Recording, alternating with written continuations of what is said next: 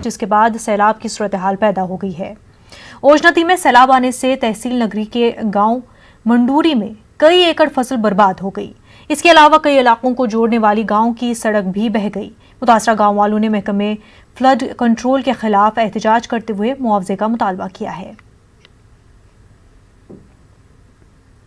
हर DC के पास के, हर महकमे के पास के हमारी आज तक कोई सुनाई नहीं हुई। बहुत बारी ट्रेनियाँ लेके भी गए, मोटरसाइकिल पर भी गए, हमारी आज तक कोई सुनाई नहीं। किसी डिमांड बनने ने हमारी सुनाई नहीं की। ऐसे ही हो रहा है कि हमारे एक पेंट भी रुक जाएगा। हमने क्या हमारे को करना, कोई रास्ता नहीं है सर, कोई रास्ता नहीं है। डके के यहाँ पीछे कोई 10 कार हैं, पीछे डके के 10 नहीं 20 कार हैं। कोई जिम्मेदारों के भी है, कोई हमारे भी हैं। 20 कार हमारे रास्ता ही कोई नहीं रहा। घरों का नुकसान होता है, लोगों की ज़मीन जो है वो बह रही है, तो प्रशासन जो है वो सोया हुआ है, कोई भी ध्यान नहीं दे रहा है। ये बरसात तो शुरू हुई है, बरसात अभी और भी बड़ी बारिशें होगी, तो आप अंदाज़ा लगा सकते हैं कि इन बाज़ारों का कितना नुकसान हो। भद्रवा के लश्करधार इलाके के एक मकान में आग लग गई, जिसके नतीजे में घर के अंदर मौजूद मवेशी जिंदा जल गए। घर में सिर्फ एक बुजुर्ग शख्स मौजूद थे जो बाल बाल बच गए। घर के बकिया अफराद पड़ोसी के गांव में रिश्तेदार की शादी में शिरकत के लिए गए हुए थे। एडीसी भद्रवा के मुताबिक शुरुआती जांच में ये पता लगा है कि हादसा शॉर्ट सर्किट की वजह से पेश आया। चूंकि घर सूखी लकड़ियों से बना हुआ था, इसलिए जल्दी आग फैल गई। एडीसी ने इस मामले में तहसीलदार से रिपोर्ट तलब की है। शोपियां के केलर इलाके में पावर रिसीविंग स्टेशन ने काम करना शुरू कर दिया है। इससे तकरीबन 25 देहात को बिजली सप्लाई की जा रही है। हाल ही में एलजीजीसी मरमू ने इसका इफ्तिताह किया था। इसकी लागत 3 करोड़ 4 लाख रुपए है। गांव के लोग बिजली की सप्लाई से काफी खुश हैं और इसके लिए शोपियां के डीसी समेत दीगर अफसरान की सताइश कर रहे हैं। केलर में पावर रिसीविंग स्टेशन का देरीना मुतालबा रहा है।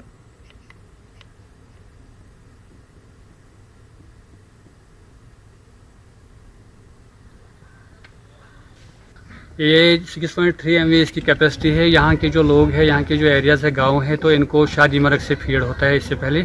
अब इनको यहाँ से बिजली मिलेगी और यहाँ के जो लोग हैं बहुत सफ़र कर रहे थे, बहुत कम पावर मिल रही थी इनको। यहाँ पर रिसीविंग स्टेशन बनाने से इनको काफ़ी सहूलियत होगी।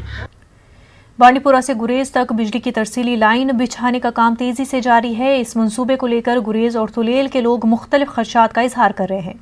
गुरेज की मकामी आबादी का कहना है कि जहां मौसम सरमा में राजान टॉप पर 15 फुट से जायद बर्फ जमा हो जाती है, वहीं दही नाला, जेड खुसी नाला और दूसरे मकामात पर मौसम सरमा में बर्फानी तोदे गिरते हैं।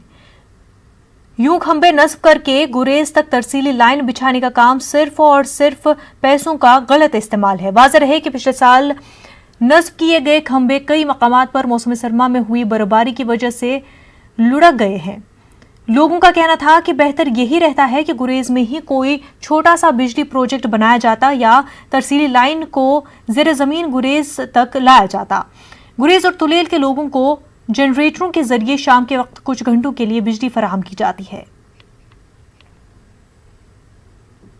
ये एक फार फ्लंग एरिया है। यहाँ पे हमें जो बिजली फराहम की जाती है वो 4 से 5 घंटे डीजल जनसेट के थ्रू फराहम की जाती है। तो यहाँ पे मैं ये कहना चाहूँगा कि कुदरत ने हमें इतने आबी वसाइल दिए हैं, तो इनका इस्तेमाल करे हुकूमत। यहाँ पे मिनी हाइड्रो प्रोजेक्ट्स बनाए जाएंगे। हम गुजारिश करते हैं डिविजनल कमिश्नर कश्मीर से भी कि ये तरसील लाइन है, ये अंडरग्राउंड बिछाई जाए ताकि हमारे लोगों को प्रॉब्लम ना हो पावर के लिए, और 12 महीने ये पावर चले और लोगों की जो दुश्वारियाँ हैं वो कम हो जाए। उड़ी के सरहदी इलाकों के लोगों के देरीना मुतालबे को तस्लीम करते हुए हुकूमत ने LOC के नज़दीकी इलाकों में कम्यूनिटी बनकर बनाने का काम शुरू कर दिया है। नामला, हतलंगा, थजल और तलावी में ज़मीन दोज बनकरों का तामीरी काम शुरू कर दिया गया है। पाकिस्तान की जानिब से फायरबंदी के खिलाफ वर्जी की सूरत में यहाँ के लोगों को काफ़ी मुश्किलात का सामना करना पड़ता था। लोगों ने मौसम सरमा से कबल बनकरों का तामीरी काम मुकम्मल करने का मुतालबा किया है। बैंकर जो दिए हैं हम गवर्नमेंट के बड़े शुक्रगुजार हैं। इससे पहले हमने काफ़ी डिमांड की तो बैंकर हमें नहीं मिले। अब लास्ट ईयर में 5 अगस्त 2019 को जो दफ़ा 370-35 से जो टूटा है, इसी की वजह से शायद हमें मिले हैं। तो हम खुश हैं इससे कि हमें मज़ीद और बैंकर भी मिले ताकि हमारी बाकी जो प्रॉब्लम है वो भी दूर हो जाए।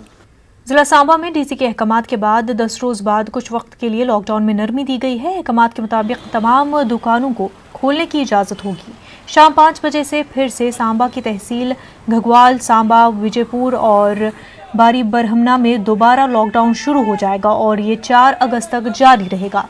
त्योहारों के चलते नरमी के दौरान बाजारों में लोगों की भीड़ नजर आई।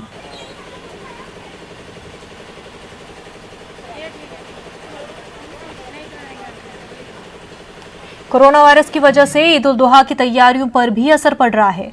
पुंछ में कुर्बानी के लिए जानवर फरोख्त करने वाले अफराद काफी परेशान हैं। उनका कहना है कि कोरोना वायरस की वजह से बाजार बंद होने से उनके पास कोई नहीं आ रहा है। उन्होंने कहा कि जानवरों की कीमत काफी कम मिल रही है।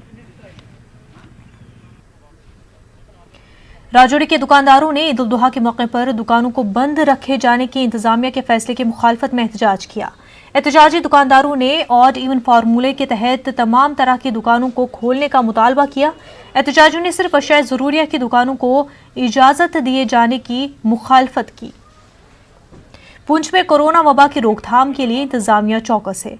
इसी मुहिम के तहत पर्दे बाजार में मोबाइल लेबोरेटरी ले जाकर महकमे सेहत के मुलाजमीन ने कम अज कम 100 दुकानदारों के नमूने लिए। अब जब तक इन दुकानदारों के टेस्ट की रिपोर्ट नहीं आ जाती तब तक शहर में लॉकडाउन जारी रखने की बात कही गई है। वाज़ेह रहे, कल पर्दे बाजार के दुकानदारों ने टेस्ट के नमूने नहीं ले जाने पर एहतजाजी मुजाहिरा किया था।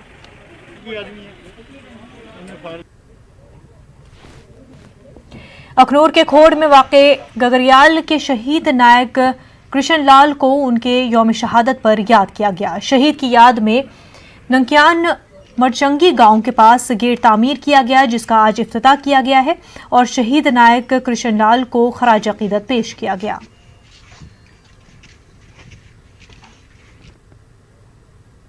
All Jammu Kashmir and Ladakh teachers federation Poonch ने एक प्रेस कॉन्फ्रेंस करते हुए नई तालीमी पॉलिसी 2020 का खैर मकदम किया है। उनके मुताबिक नई एजुकेशन पॉलिसी तालीमी शोबे में 21वीं सदी के चैलेंज से निपटने में कारगर साबित होगी। प्रेस कॉन्फ्रेंस में नई तालीमी पॉलिसी में असातिज़ा की तकर्रुरी के तरीक़ेकार भी सताइश की गई।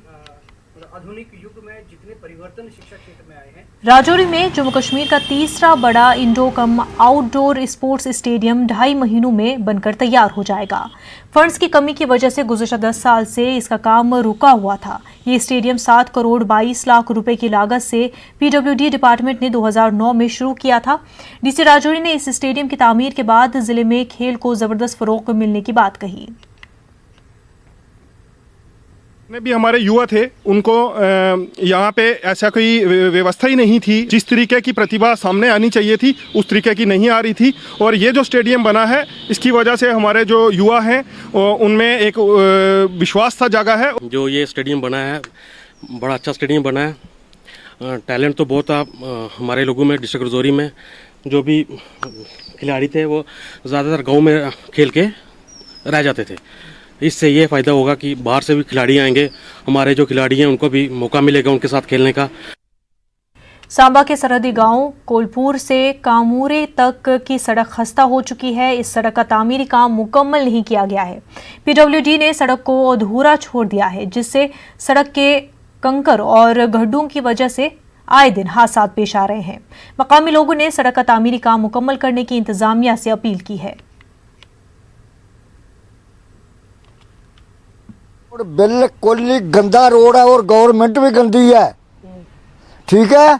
और खानपुर और कौलपुर तू लैके भखरी तक रोड इतना गंदा है, बल्कि असं साइकिल नहीं चला सकते। गड्डियां रेड़े ते बंदा पैदल तुरना ठेडे लगते नाल के मौके पर जनाब देखे। घट 8-10 ग्रां अगे तो बन गया, साडा ही ग्रां रह गया।